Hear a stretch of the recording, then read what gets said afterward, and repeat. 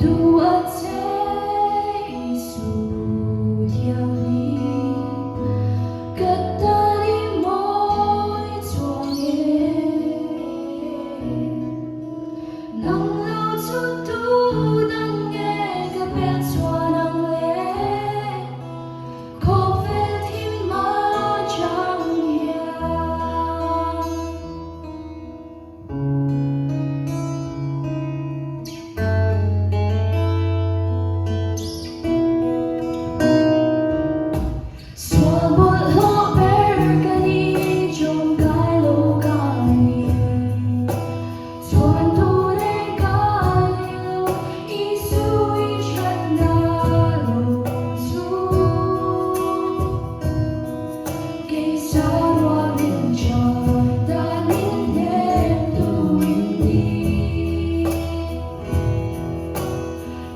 Duh A Che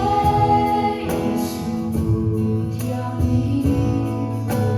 cất ta đi môi cho nghe nắng lâu chút tu đang nghe về cho nắng lẽ có về thì mà chẳng hiểu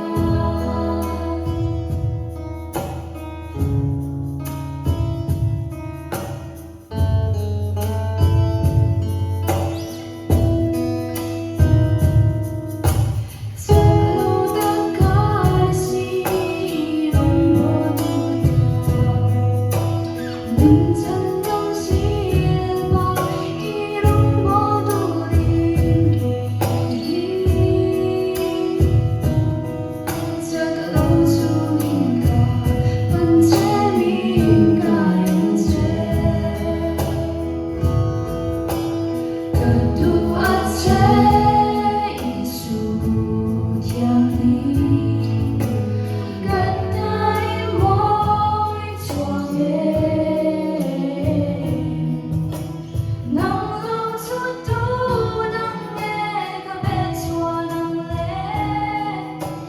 có về thì mà chẳng hiểu Duh A Che Isu thiang đi cất ta đi môi cho nghe nắng lâu chút tu đang nghe các bé cho nắng lẽ có về thì mà chẳng hiểu nắng lâu chút tu đang nghe các bé cho nắng lẽ có về thì mà chẳng hiểu chắc lâu chung nhìn cả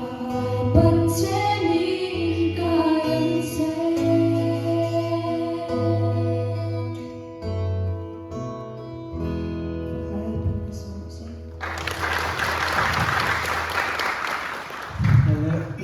Tluangtluangi te Zorinpuii thiam tel veo tiru a floor dan ka kalawai ka mun tak mai khan avan da le ka tia a background video ka suak to nai ka lo da ni chu